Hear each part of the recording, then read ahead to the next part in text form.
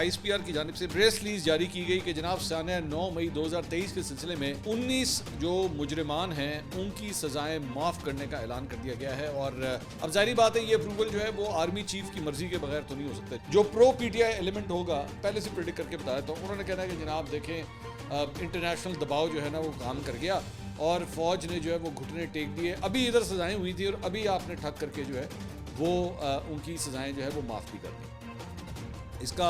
और जनाब अभी डोनाल्ड ट्रंप आया नहीं है तो फौज जो है ना वो PTI को रिलीफ देना शुरू हो चुकी है। लेकिन इसका एक दूसरा एंगल भी है इस सारी चीज़ के को देखने का, और वो है प्रैग्मेटिक किस्म का, एक रियलिस्टिक किस्म का मेरे ख्याल में एंगल।